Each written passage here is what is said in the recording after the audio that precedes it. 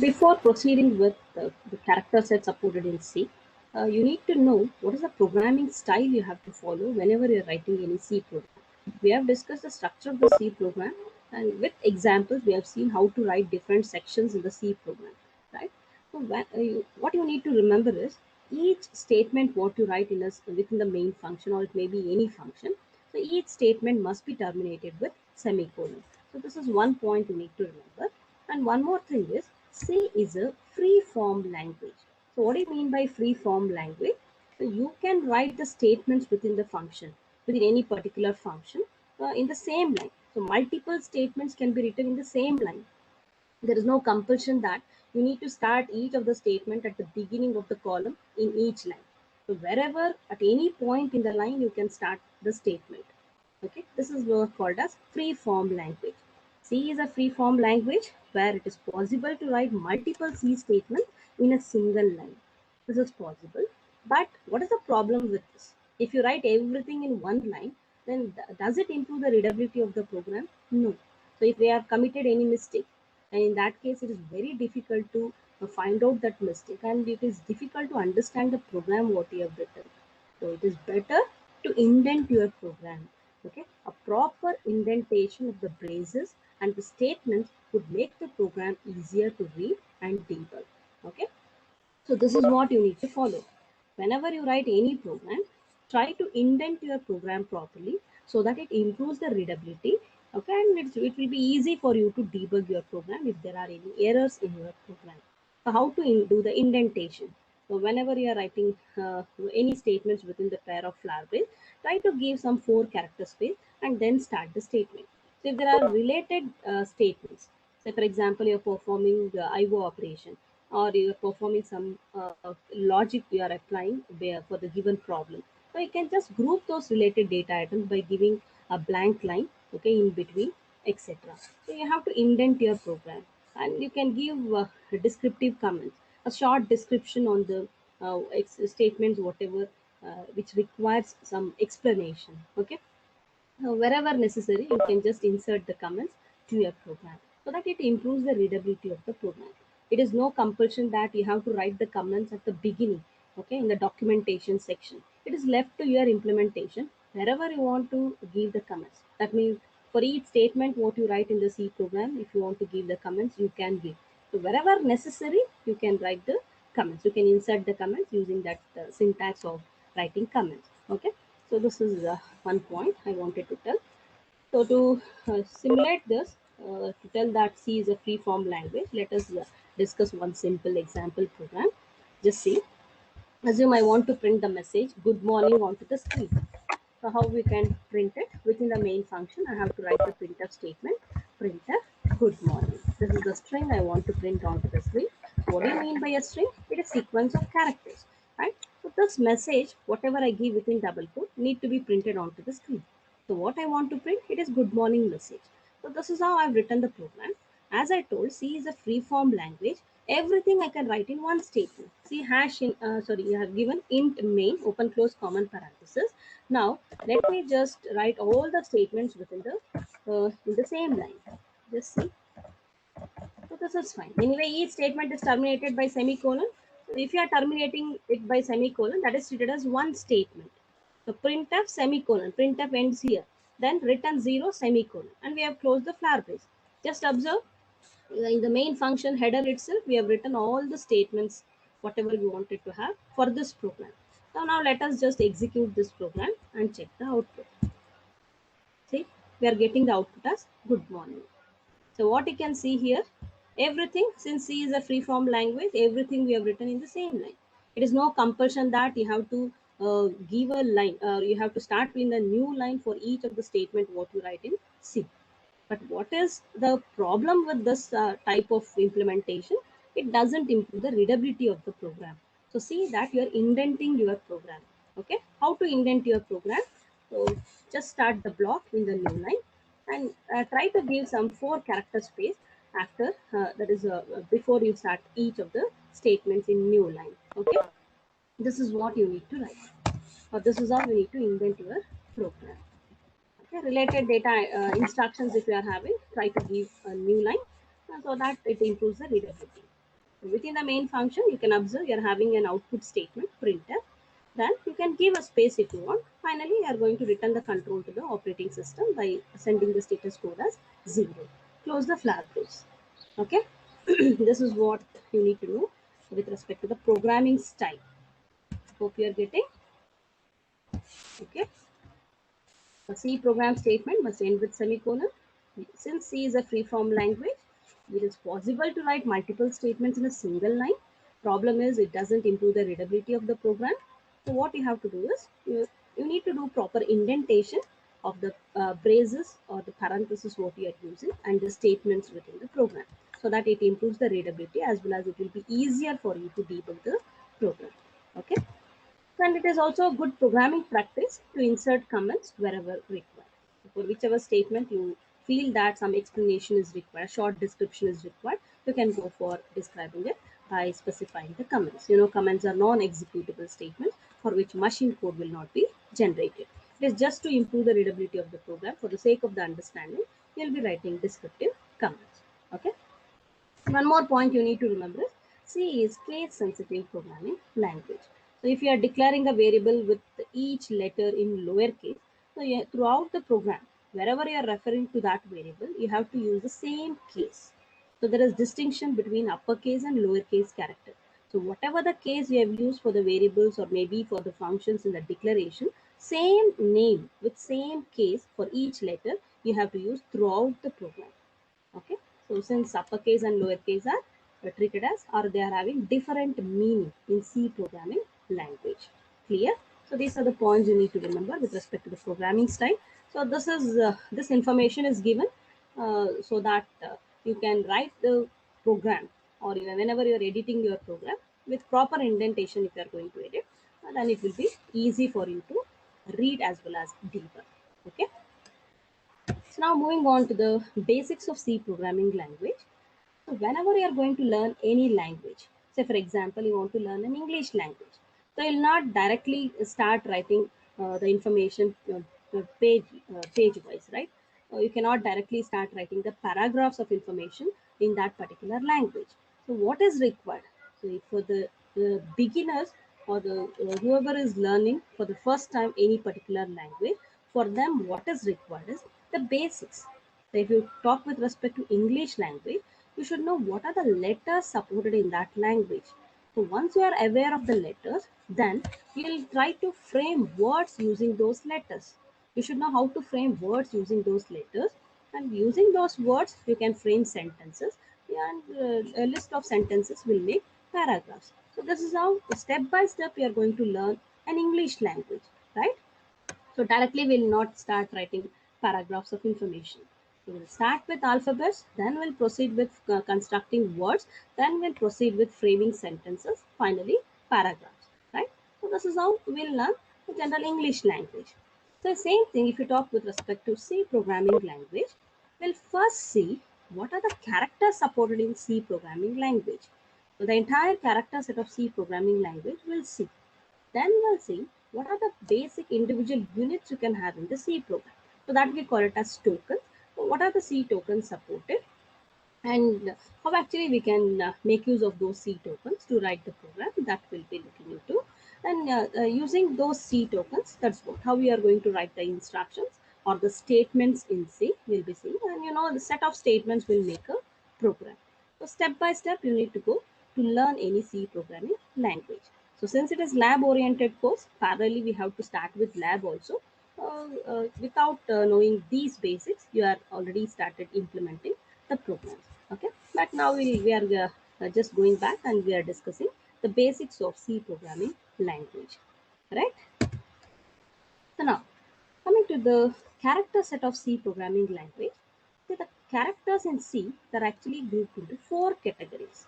So what are those 4 categories? It is letters, digits, special characters, and white spaces. So this is how we can group or categorize the characters supported in C. Coming to the letters, what are the possible letters supported in C? It is, as I told, there is distinction between uppercase and lowercase letters. Okay, the uppercase letters supported, it is A to Z, capital A to capital Z, and lowercase letters, it is lowercase a to lowercase z. So these are the letters supported. Coming to the digits, all decimal digits 0 to 9 are supported. Special characters, say for example, comma, semicolon, colon, etc. So these are special characters supported. I'll in the next slide I'll show you the entire character set supported in C. That table I'll show. Okay, and white spaces. So white space may be a blank space, that is single character space it may be, or it may be 8 character space. So you can leave 1 byte space. 1 byte means it is a sequence of 8 bits. If you want to leave 8 character space, you can use horizontal tab, etc. Or if you want to bring the cursor to the new line, you'll be using \n that you have already used in your program. So these are coming under the category of white spaces. Okay. So character set in C, it is grouped into 4 categories: letters, digits, special characters, and white spaces. Letters, it may be uppercase or lowercase letters A to Z. Digits 0 through 9. Special characters like comma, semicolon, colon, etc. White spaces, it may be single blank space, or it may be horizontal tab or new line character. These are few examples of white spaces. Okay. Coming to this table, you can observe all the characters that are shown in this table: letters, digits. See the special characters: comma, this is dot operator, which is called as period operator; semicolon, colon, question mark, apostrophe, quotation mark, double quotation, single quotation, exclamatory mark. See vertical bar, we have used for logical or, right? This is front slash, backslash. For division, you have used this front slash, right? Whenever you want to perform division operation, you have used front slash. So for escape sequence, you have used backslash. So these are individual characters you are seeing, which are supported in C.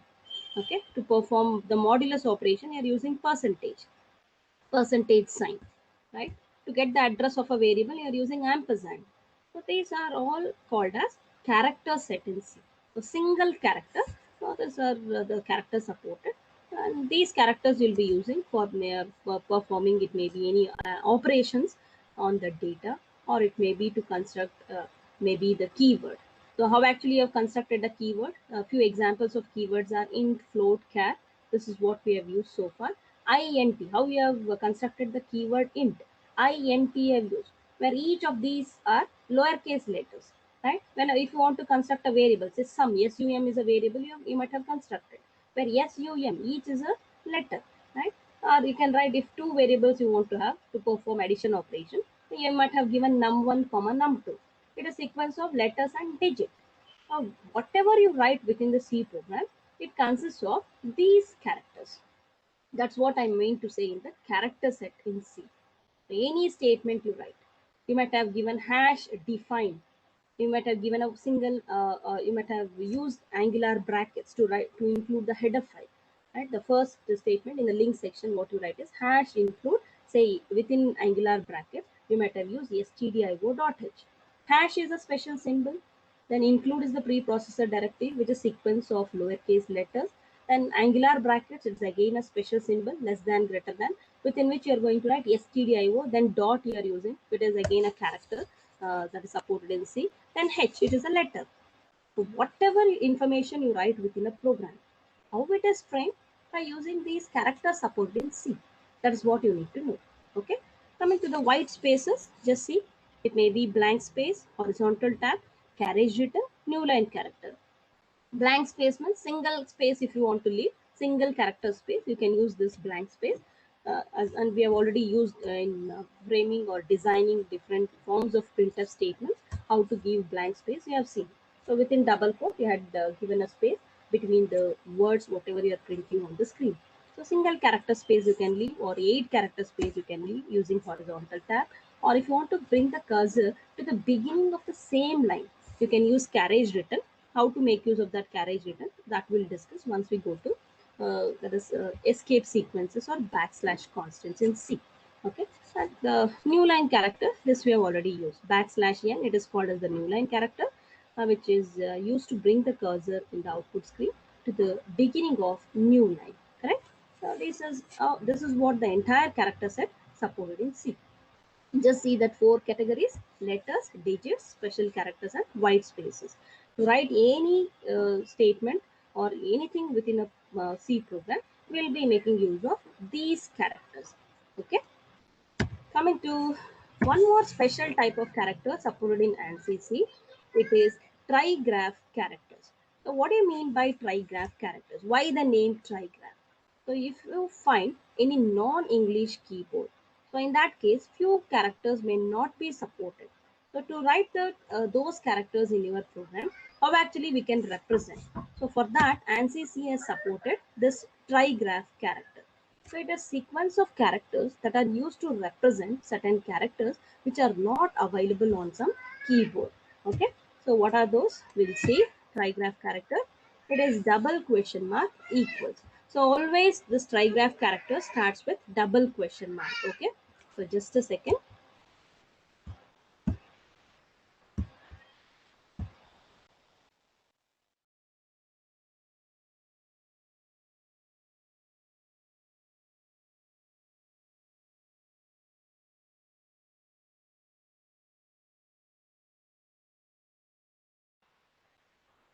Yes, sorry for the interruption.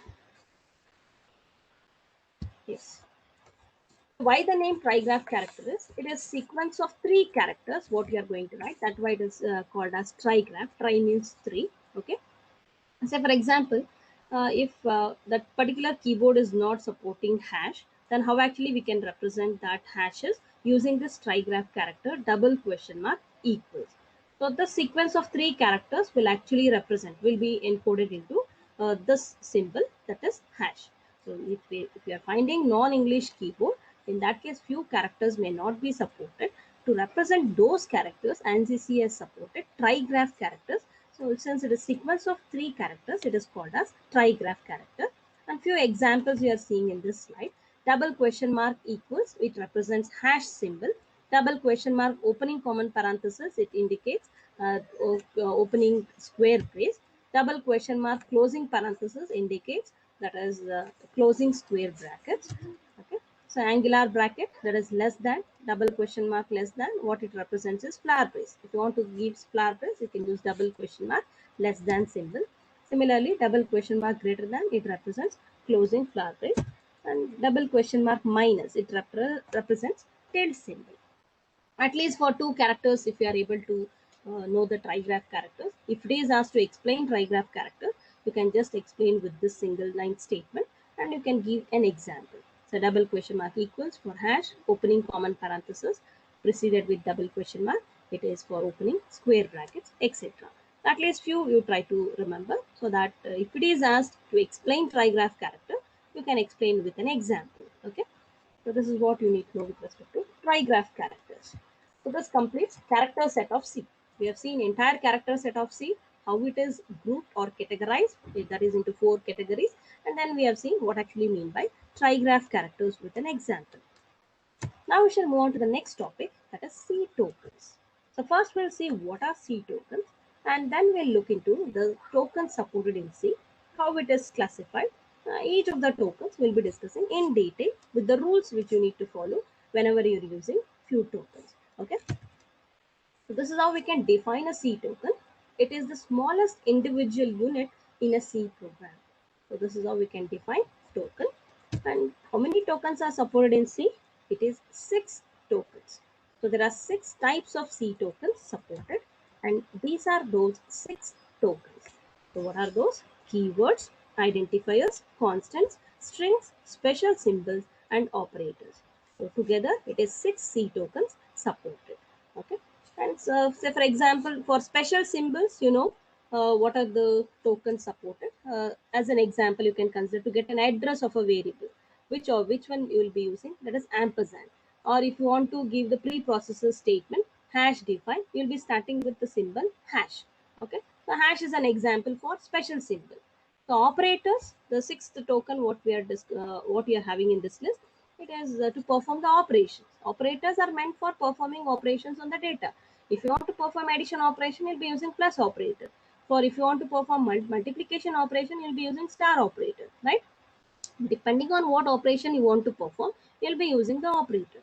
So operator is also one of the individual unit in a C program, which indicates what operation is to be performed. Special symbols, as I gave an example, hash is a special symbol supported to write the C program. Okay. And the parenthesis, opening flower brace, it may be To indicate the block in a function, we'll be using opening and closing flower brace. To indicate a function, we'll be using opening common parenthesis and closing parenthesis. So these are examples for special symbols. Okay, address of for a variable, it is actually an operator that is called as an operator in C. To get the address of a variable, that comes under the category of operators token. Okay, special symbols, you can give examples as hash, opening closing flower brace, opening closing common parenthesis, and it may be to include the header file. We'll be using angular brackets, less than and greater than, within which you are going to specify the header file, right? So these are few examples for special symbols. So now we'll be discussing the other token, and strings. Already this also has been discussed. Strings is nothing but sequence of characters, right? Whatever you enclose within pair of double quote, that is called as string. That is the meaning of strings token. We are left with these three tokens: keywords, identifiers, and constants. So lots of information we need to discuss with respect to identifiers and in specific constants. So that we'll be discussing in later slides. So we'll go one by one. First we'll discuss token, then we'll be looking into identifiers, and finally we shall look into constants. What actually mean by constants, how it is classified. With examples, we'll be discussing different types of C constants. Okay. And whenever you're writing any C program, you'll be writing it using these tokens supported in C as well as the syntax of the programming language. So with the syntax knowledge and the tokens knowledge, we'll be writing each statement in the C program. Coming to the first token, that is keywords. Keywords, already lots of keywords we have used in the program. Int, float, char, void we have used to indicate that function is not returning any value. So we have used the keyword void. Okay, return we have used to return any value to the calling function. But these are all few example keywords. The keywords will be always having fixed meaning, and those meanings cannot be changed. So for example, int a, you'll specify. What that int indicates is to tell the compiler that that variable what you have declared, it is going to hold integer data item. So that means int is having a fixed meaning, that is to represent integer data type. We are using the keyword int. Okay, so all keywords are having fixed meanings. We cannot change the meaning of those keywords, and you have to write the keywords always in lowercase. Okay, you cannot write uppercase characters. The keywords, they serve as the basic building blocks for writing the program statements. All keywords must be written in lowercase. Each and every letter in the keyword must be in lowercase. And how many keywords are supported in ANSI C? It is 32 keywords. And what are those 32 keywords supported in ANSI C? So this is the list of keywords in ANSI C. And you can just recall whatever the keywords we have discussed, how many keywords we have encountered so far. See, we have discussed int, then we have discussed else, right? Else keyword we have already encountered. Then we have seen void keyword. Which are the other keywords we have seen? Char keyword, if keyword, return keyword. See, I think nearly 6 keywords we have encountered so far. There are lots of other keywords. In total, it is 32 keywords supported in C. Okay, keywords, remember, they are having fixed meaning. Their meaning cannot be changed. We have to write the keywords, each letter in the keyword in lowercase. Okay, and these are the few complete list of 32 keywords. If it is asked to explain keyword, just write these statement with example keywords. It is no compulsion that you have to write all 32 keywords. Don't waste time in writing those keywords. Whichever you can remember, give as an example those keywords like int, char, float. Okay, then if, else. With respect to switch, we have encountered so many keywords, right? Switch is a keyword. You can see here. Switch is a keyword. Break is a keyword. Default is a keyword. Case is a keyword. See, there's more than 6 keywords we have encountered so far, right? So whatever the concepts we have discussed so far, with that knowledge, you can just recall what are the keywords we have discussed. Yes or no? See, it is nearly now 10, I think, more than 10. So as and when we discuss the concept, if we encounter any new keyword, I'll let you know, right? So this is about keywords. Coming to identifiers. So what I mean by identifier, we'll see, and what are the rules you need to follow to construct the identifier. The identifiers refers to names of the variables, functions, arrays, etc. So whenever you want to make a variable hold a value, we'll be declaring the variable. So what that variable name is called as, it is called as an identifier. What for we are using variables? To hold the data. So you can define variable as an identifier which is used to hold the data. Okay. And whenever you want to give a name to the function, so the name given to the function is also called as an identifier. Array name, what for we are going to use arrays? It is actually multiple data items if you want to store in a variable, then we'll go for arrays concept. How to declare those arrays and all that we'll be discussing in later units. For the timing, just know array means it is also a variable which is capable of holding multiple values. Normal variables will store a single value. Okay. If you want to make a variable hold multiple values of same data type, then we'll go for arrays. How to declare it, all those details we'll be discussing in later units. Okay. So identifiers refer to names of the variables, functions, arrays, etc. These are user-defined names and consist of sequence of letters and digits with letter as a first character. Okay. So we'll be always starting with letter. Whenever you are writing any identifier, it may be the variable name, function name, or array name, etc. It will be written starting with a letter. It may be uppercase letter or lowercase letter. We'll start with letter. So what are those rules? Such rules we'll be discussing in the next points. Okay. Just know that identifiers are user-defined names. The user of the programmer can give any name to the identifiers. Okay, it may be the variable name, function name, or arrays. Any name can be given. There is one more special character that is permitted in identifiers, that is underscore. So, underscore character, it is permitted in identifiers. And what for we are using underscore is, we'll usually use this to link between two words in long identifiers.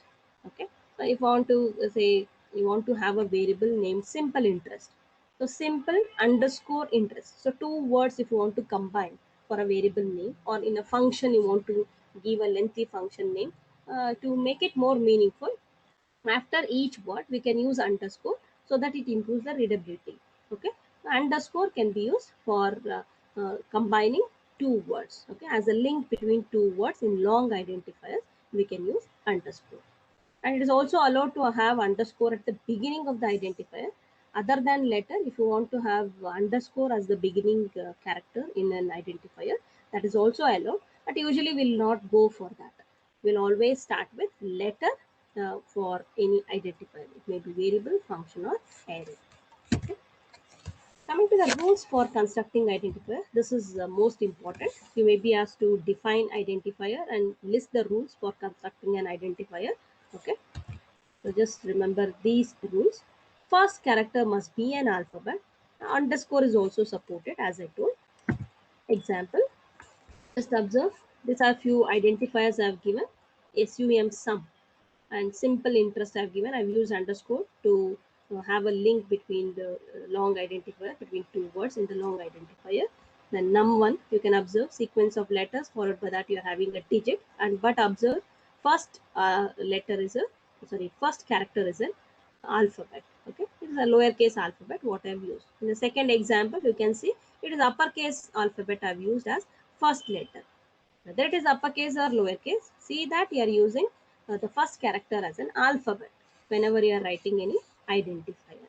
Okay. Followed by that, you can have any sequence of letters or digits. Then average, underscore, marks, etc. So these are few examples of identifiers. Coming to the second rule, it must consist of only letters, digits, or underscore. So special symbols are not supported in identifier. You cannot use say hash symbol, yeah, blank space, etc. So special symbols, yeah, operators you cannot use in the variable. Okay, in the identifier. So just consider these examples for valid identifier. X1, you can see it is having only letters and digits. Result N1, N2, compute underscore sum. This is you can consider this as a function name to compute the sum. So how we have given it is two words combined using underscore. Okay. So see that whenever you construct any identifier, it is not having any special symbols in it. It can be sequence of only letters and digits with first character as a letter. Okay. A keyword cannot be used as an identifier. So you have seen so many keywords, totally 32 keywords are supported. you cannot use the keywords as variable name, yeah, function name. Okay, and it must not contain any white spaces or any special symbols. That also I have already told. What is allowed is mentioned as one rule. What is not allowed is mentioned as one more rule. That's all. Okay. Only first 31 characters are significant. So whenever you are writing any identifier, usually we will not write too lengthy identifier. So maximum of 31 characters are significant. You can give more than that also, but compiler will not consider those characters. Okay, so only first 31 characters are significant. So say that we are going to give the identifier within this width. Okay. So these are few rules of constructing identifier. First character must be an alphabet. It must consist of only letters, digits, or underscore. A keyword cannot be used as an identifier. Identifier must not contain any white spaces or any special symbols. Only first 31 characters are significant. Okay. Variables, we have already discussed while we were discussing the structure of C programming language. Since we discussed about declaration, global and local declaration, I had discussed about variables. So what actually I mean by a variable? Since you are now having the knowledge of identifier, I am just going through this slide once again. A variable can be defined as an identifier which is used to store some value. Okay, so all variables are identifiers, you can say. The values of the variables, it can be changed during execution time. That's why it is called as a variable. Their value can be changed during execution time. Okay. A variable must be declared before its usage. You know this. And what you need to notice, all variables are identifiers, but all identifiers need not be variables. What do you mean by this? So variables are meant to hold the values. So variables will be always an identifier, which is a user-defined word. Okay, but all identifiers will not be used for storing the value. They will not be always variables. So identifier can be name of a function. Function is not used to hold the value. It is used to perform some specific task. What function contains a block of statements which is used to return to perform some specific task. Okay. So remember, in general, all variables are identifiers, but all identifiers need not be variables. Actually, this variable declaration and initialization I had to discuss in this topic, but we already covered this. I'll quickly go through the slides. Okay, we know the syntax of declaring the variables, and we have discussed the examples and what this declaration statement indicates to the compiler we have seen. And once the variable is declared, memory will be allocated. So this is what the information you need to remember. Say for example, once I declare the variable a, you know, variable name is nothing but name given to the memory location. Instead of accessing directly the memory location, we'll be referring to these variable name to access specific location in the memory. So once you do this declaration, say int a, once this declaration is done, what happens is 2 bytes of memory gets allocated, and it is machine dependent. What is that we'll discuss later. So just know that 2 bytes of memory will be allocated for this variable a. Name given to this memory location is say a. Okay, so this is what happens. So in this location, I can store an integer data. Assume the address is 1,000. If you just try to find out what is the address associated with a, you can know it. Each variable will be associated with an address. So once you declare any variable, what happens is memory gets allocated to that variable. So what is the amount of memory allocated for that variable? That depends on the data type what we have used for the variable declaration. Depending on that data type, so that much amount of memory will be allocated. As an example, I have shown you integer data type, which is machine dependent. We are assuming integer size is say 2 bytes.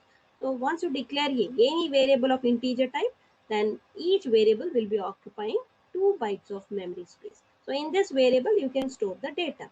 So if I write int a equals 50 semicolon, if I write like this, what happens is, so 2 bytes of memory gets allocated. In this 2 byte of memory, value 50 gets stored. Okay.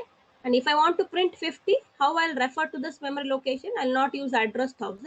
I'll just refer to this variable name a, so that it prints the value held in this variable. Okay. It may be floating point variable. So the name given to the memory location is average. Okay, this is the name given, right?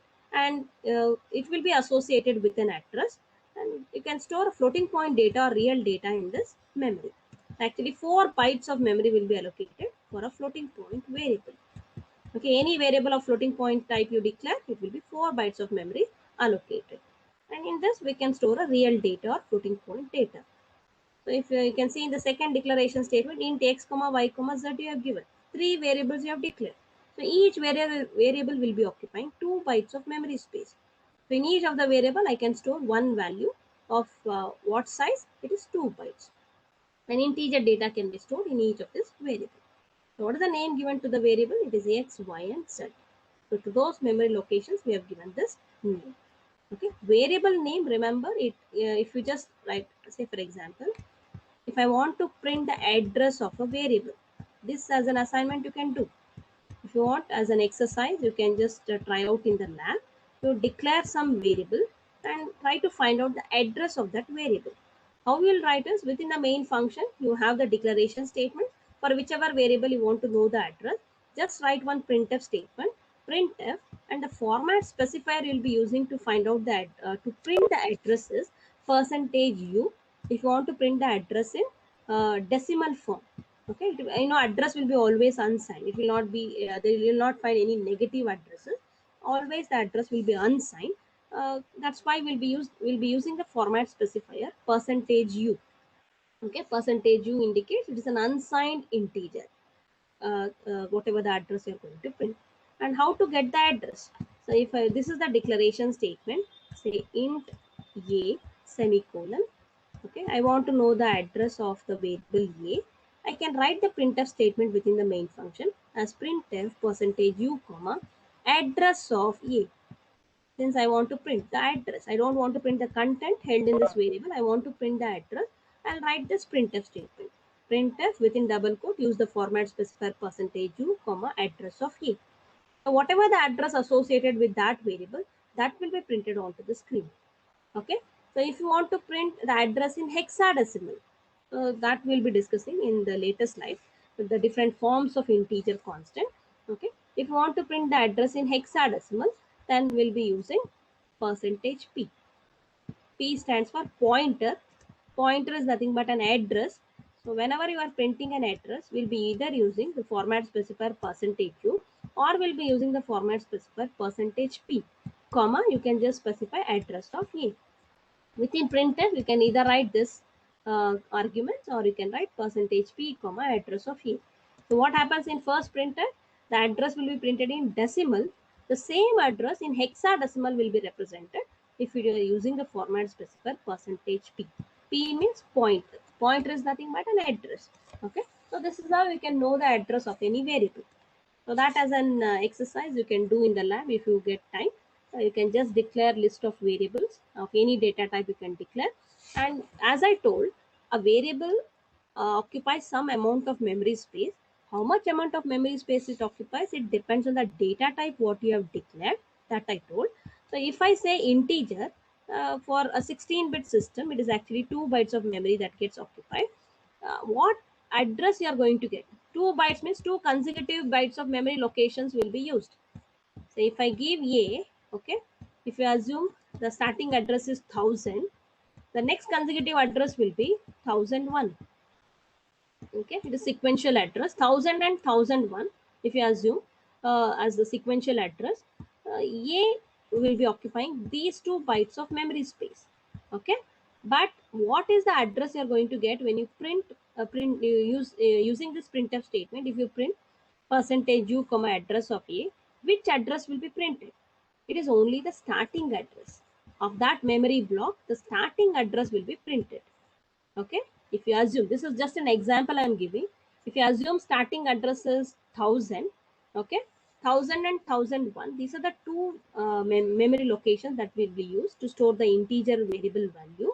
Okay, and if you try to print the address of the variable, what it prints is only the starting address.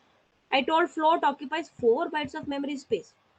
Okay, totally 4 bytes of memory space will be occupied by floating point data type variable. If you try to print the address of that variable, so address of average I want to print. So which address it is going to print? It is the starting address. Okay. So whatever is the starting address or the first byte address, that will be displayed. Okay. So this is what you need to remember. This is the general knowledge you need to have with respect to the declaration. Hope this is clear. Size of the variable is machine dependent. It is dependent on the data type which you are using. Exception is integer. Integer size is actually machine dependent. That we'll discuss once we go to the constants and data type. Okay. For the timing, just know that any variable declared, it occupies some memory space. How much amount of memory space it occupies, it depends on the data type what you have declared. And if you try to get the address of any variable, in that case, what it retrieves is the starting address of that variable. So whether it occupies 10 bytes of memory space or just 4 bytes or 2 bytes or 1 byte, so when you access the address of a variable by using address of operator, what you are going to get is the base address or the starting address of that variable. Okay, so this is what you need to know. And initialization we have seen. This also we have already discussed. Assigning value to a variable, it is called as initialization. Two types of initializations we are having: compile time and runtime. We know meaning of compile time, and we have also seen the examples. So since actually this topic is to be covered in this tokens, that's why I've put these slides again. Okay. Next, coming to the C constants. So today we'll just discuss how actually C constant is classified. In the coming class, we will be discussing in detail each of these constants. Since it takes a lot of time for discussing constants, we'll discuss in detail in the later class. For the timing, just know that what actually mean by constant and how constants are classified. The constants in C, it refers to fixed values that do not change. So variable means their value can be changed during execution time. I'm talking with respect to execution time. During runtime or execution time, if you can change the value of the variable, change the value of that quantity, then it is called as a variable. If you are not able to change, if it is fixed throughout the execution of the program, then it is called as a constant. Okay. The constants, they can also be called as literals. Okay, literals are nothing but constants itself. And this is how you can classify C constants. So just observe the classification. C constants, mainly they are classified into two types: numeric constant and character constant. Numeric constants are in turn classified into integer constants and real constants. Character constants can be classified into single character constants and string constant. You can see the examples here. Integer constant, the whole numbers, 123, minus 123, 0, etc. Real constant, that is with fractional part you are seeing with decimal point 0.0083, 0.95, etc. Single character constant means anything you represent, any character you represent within single quote, that becomes a single character constant. If you are using double quotes, pair of double quotes to represent, it may be a single character or sequence of characters, then that becomes a string constant. So this is how characters are classified. So in detail, we'll be discussing each of these constants: integer, real, single character, and string constant. For the time being, just know what are constants, what is the other name for constant, how constants are classified. So constants are classified into numeric constants and character constants. Numeric constants are in turn classified into integer constants and real constants. Character constant can be a single character constant or it may be a string constant. Okay. The rest of the information we'll discuss in the next class. Have you all followed whatever I have discussed in today's class? Were you able Yes, to ma'am. follow? Yes, ma'am. Any doubt in whatever